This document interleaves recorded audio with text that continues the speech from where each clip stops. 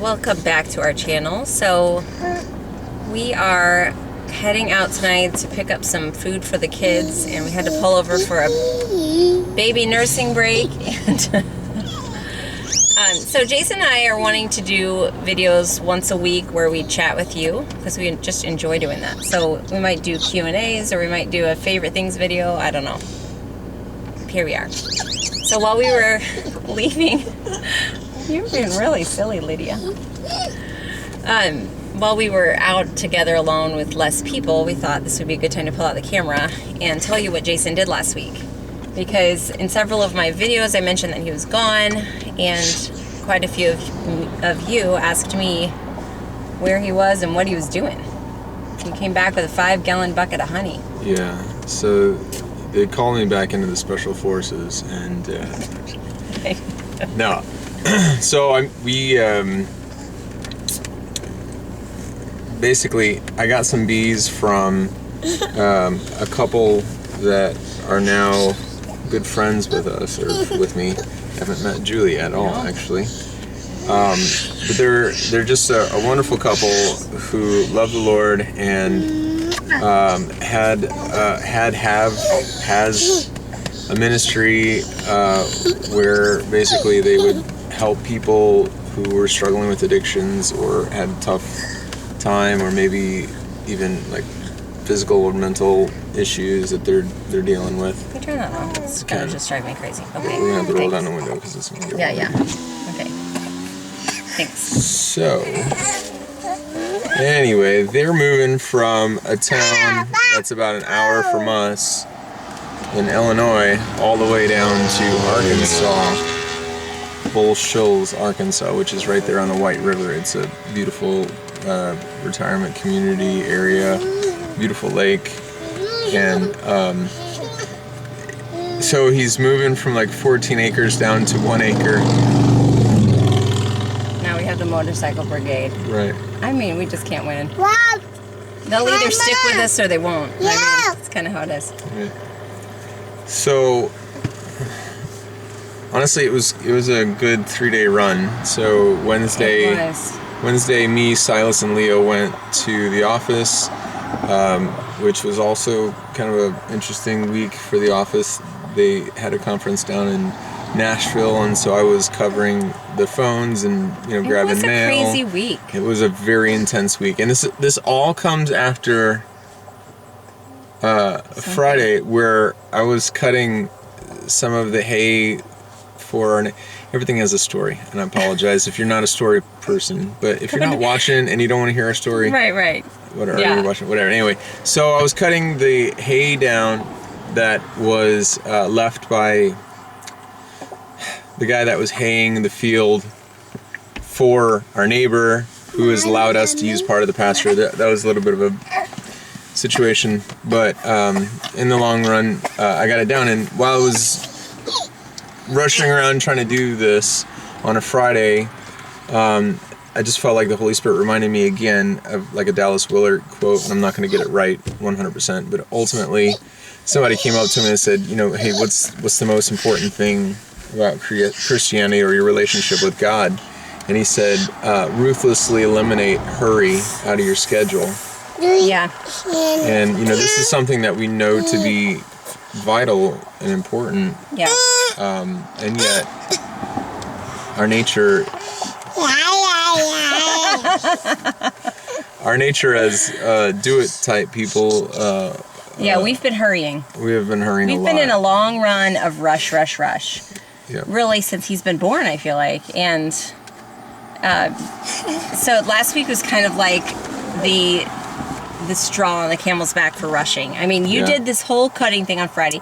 He lost his glasses. I lost my glasses. Which is not why he's not wearing glasses. That's a different story. Yeah. But, well, we're here, might as well just keep rabbit trailing it. No way. This is going to get too long. All right. So, I have a friend who I hadn't seen in a long time, and I got together with her, and she was telling me this story. Now, she's in her 40s too, like me, so it's not like we never could have heard this story before, but we never have. She told me the story about when she was 18 years old. Chad Trost does this. He told you? Yeah, he told me. Okay, well, she told me when she was 18 years old, she saved up her money from her first job to buy this program that taught you how to heal your eyes. Like if you have vision impairment. Strengthen your eyes. Strengthen, yeah. She said the eyes are a muscle and you can strengthen them.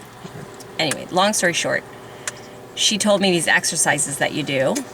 I'm sure you could look it up online and figure all this out. Yeah, there's some stuff. I told Jason, I was like, your eyes aren't as bad as mine. You should do these exercises and see what it does to your eyes. So we'll check in with you guys in like a month after he does this. But they recommend that if you can, that you not wear your glasses while you're doing this experiment to see, so that the exercises, so that your eyes can really, your eye muscles can work as much as possible to strengthen and heal. And so we'll check back with you in a month on that one, see if his eyes are any better.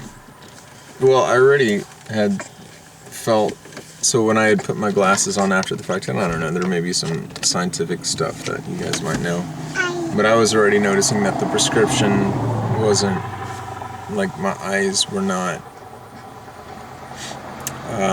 seeing the same, like they were already a change in my prescription. It's pretty crazy. I know. The reason that I even considered this at all is because she completely got rid of her glasses. She had like as bad a vision as mine and hasn't had glasses for the past, 20 some years. Right? Longer than that. Yeah. 18. And her mom, who had even worse vision than her, also did these exercises and ended up with 20/20 vision. Like she had the old school sewn in lenses, like if you wanted the LASIK surgery, but before then. They popped out? What was the She had an issue with She that was on recently? vacation and one popped loose, and this is after she'd done the exercises, which is probably why they pop loose, because she's doing all these eye exercises. So she went back to her eye doctor and they're like, well, this is strange, but you don't need this lens anymore. You have 20/20 vision. Crazy. So, okay, we'll keep you posted on that. But anyway, so he hayed on Friday, and then the weekend, I don't even remember what we did. Oh gosh, it was crazy. And then he ended up, what was supposed to be kind of a short project turned to a longer one, like most things do. Well, yeah, so we went down on Wednesday night. Scheduling was kind of silly, and as far as my schedule is extremely booked, I had to be in the office on Wednesday, and I needed to be back in Friday. And so to do all that, we had to just give it everything we had otherwise. So he took Leo and Silas along with him. Yep. They left very Wednesday. Huge help, of course. And they packed and moved these people's home for them, basically. Right. And some other people came and helped too. Right. Met a really awesome guy named Kenny, who's just got a wonderful heart for the Lord too, and younger guy. And so it was really good. So we went down on Thursday. Kenny and stayed overnight Wednesday. Went to Arkansas on Thursday. Woke up, finished packing. Uhaul. Apparently there's a Uhaul shortage. So many people are moving. It's amazing, yeah. And specifically in Illinois, people moving out of Illinois. Wow, that's bad. Political They're wanting to conversation. leave. Yeah. But so you couldn't get a U-Haul. Correct. Crazy. He had a reservation. No call, no whatever, no cancellation notice. Goes there and, sorry sir, we don't have one. Wow. The closest one was 15 minutes from our house, which was 45 minutes away. Oh, for crying out loud. If you had come home Wednesday night, you could, well, you wouldn't know. So they were either like, oh, no, there's one over there. Okay, great. So we call them up, and then the driver's side seatbelt won't latch, and the back door won't open. Well, that's no good. Yeah. So I was like, back door we can make open, So what'd you do? So we called around and found another gentleman who had a trailer. Tom has some friends, so he got another gentleman who was also really awesome to talk to. So you loaded that Thursday, drove to Arkansas. Thursday night after we got it loaded. Thursday night in his house. Yeah, we get there, and it's relatively warm. It's humid more than anything else. Yeah, like here. Right, high 80s, low 90s. At like midnight. Yeah. And we get to the house and we find out that the power had been cut off. there had been Of the new some house. issues with the electric company, and they didn't do what they said they were supposed to do. And Oh, man. but he had 2 addresses, which is weird. But there's like a studio on the back part of the property, and it had power, so we had ran some extension cords because we brought a deep freeze full of food down on the trailer, and so we needed power to not lose all that meat and whatnot in there. And so we get there and we're like, this is late at night too. oh, right? this is every bit of midnight when it was happening. And so it's an ordeal. So I call him, I'm like, hey, you don't have any power, but you got power here, and yada yada, and I did everything I knew to troubleshoot what was going on, and it was that they had cut the power and said it was due to no pay, which was not the case, because it was just a transfer over of obstacle ownership. after another. Yeah, so they finally get a guy there, and we had this one room, and we had barricaded the room up with the extension cords going in and a mini air conditioner unit pumping through the window. It was pretty cool, and a box fan. And so we were ready, we're beat, long day. And all of us are just, ready to pass out. And then I realized that there's lights outside the room. The electric company came, and I was like, so I felt obligated to kind of help that along. And so, long story short, 15 minutes later, we had power, which then meant I had to go fire up the AC so that the rest of the house would, cool down in time. And so Friday morning after that late night, you still got up and at them. Yeah, so, man, the Holy Spirit is just so amazing. So, after being, completely beat, no play. After being completely beat, I wake up after what I considered to be, he told me right before we went to bed around midnight, I guess it was 1 o'clock. He said, hey, we're leaving, and it was a 5-hour drive. And so they headed back here. They didn't stayed. Stay overnight? No, they did not. They stayed at home to tidy some things up, to get a little bit of rest. He's nearing 70 years old, so just to, him and his wife. So just a different energy level than 40. Plus responsibilities. They had a lot of stuff going on, and they'd been driving hard for weeks, trying to make this stuff happen. And so, again, another long story, slightly shorter. They said, hey, we're heading down, they got the electric figured out, and so they're headed down, and they run into a couple rainstorms or whatnot, and I woke up about 5 hours after, just randomly on my own, woke up, the Holy Spirit again, and just said, hey, when you're going to be here? And they had ran into some rainstorms and a bad accident and stopped and gotten some food. So they said, hey, we're about there about an hour. So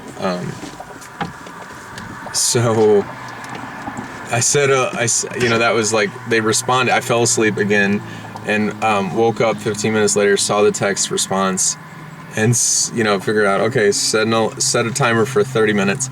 And then I woke up and ran around and started unloading, because we brought down 2 trailers, me and Kenny, and then Tom and Gayanne were coming down with the 3rd covered trailer. What? It was fun. I mean, I hardly heard from him at all, so I figured he was probably... She's like, hope you're okay, and I'm like, yep. No, one of my texts was, still alive? We were. Yeah. It was a lot. It was full And you know speed what? type activity. It made me realize, which is what I told him, that number one, I can't imagine all the single moms and all the weight that they have of not having another adult there. I was thinking about that. Number two, I realized I don't want him to have a job where he has to go away on work trips. Sorry, Uncle Al. I was like, no, that was no fun. I mean, it wasn't even bad or anything. It was just to not have another adult in and out of your house, and knowing that I wasn't going to be there for yeah. And this little girl here, she's trying to get into trouble right now. She really, really likes her papa. That's her favorite person. Hey, so, she woke up, the first night she was just mad. It took me a long time to get her to sleep. And the second night, she had fallen asleep when Bella was driving her around in our electric car. But then she woke up at 2 a.m. yelling, I want Papa. I want Papa. I want Papa. And she insisted she wanted to go all around the house and look for him. She was so mad that he was not there. So that was not fun. But we made it, and we're here. Yep, we are. And that's our rabbit trail for today. So if you watched this whole thing, you stuck with us. You're a winner. We're gonna pick up dinner for the kids. That's why we're out. Did I say that already? And then we're heading home. We have another busy weekend, so this is kind of us going out to eat. It's going to pick up frozen pizzas, probably. We kind of slowed it down though today. So I was able to repair 2 bicycles for some kids that were hoping to get it done, and they were very appreciative. And so we kind of farted around and rode some bicycles. Bella and I drew up some plans for some rabbit cages, and they're very simple, and it's going to work out really well, and looks like I have most all the material. So so the honey that he got, because this guy was a beekeeper. He's a honey guy. He's a honey guy, like your shirt. He's a sweet guy. So that's the other thing that we want to do is start putting this honey into jars. Yeah, so I bought 5 gallons from that's a lot of honey. That's a lot of honey. So. But not. I know. Right? We'll go through it fast. But I've never had 5 gallons of honey at one time. That's pretty exciting. We'll have to show them what it looks like. Yeah, and also part of what they had, they're kind of the mindset of us. They were preparing in case of emergencies for the ministry that they had. So it wasn't just like they were, preppers and they were trying to do it for themselves, but they were responsible for many people and helping many people. And so the idea is that they had come across different amounts of long-term storage food and stuff like just stuff like that. Yeah, so they gave you some of that. Yeah, they did. And so they gave us some oats that were in like the big like the coffee can type things, and to have lids on it so that if you open it you keep them fresh. It's really neat. It's 30. Yes, so they're like 30-year storage containers. Right. Yeah, that's amazing. They're 10 years old, but still 20 years left. Still 20 years left, right? And then we get a 5-gallon bucket of hard red wheat and wheat berries, and some white beans as well. Nice. Yeah. So it was really cool. And I don't know. There's something that just being able to put some food aside in case something crazy happens, or whatever. Thing. It just feels good, And then if someone comes over like, we're whatever, wish we could get some oats or something here. Boom. You're able to just bless somebody with it. It's like boom, and they're like ecstatic. Oh, I can't believe it, and you're giving it so freely. And I was like, because it was given so freely. Like that is to me like what I think that Christianity is about, is just receiving from the Lord and then just turn around and whenever possible giving it right back, or giving it out in a different direction or a different way. Yeah. It just to me it's just so rewarding. Usually when I get selfish and I hold a tight grip on something, God usually makes it like, just almost like the manna. You know what I mean? When they gathered too much manna, it started rotting and stinking or whatever, and it was like the same idea. But God's provision is perfect. His timing is perfect, even though I don't always like it in the natural. I don't know. That's good. I'm glad you're back. Me too. We will see you guys tomorrow. Bye. Say bye-bye.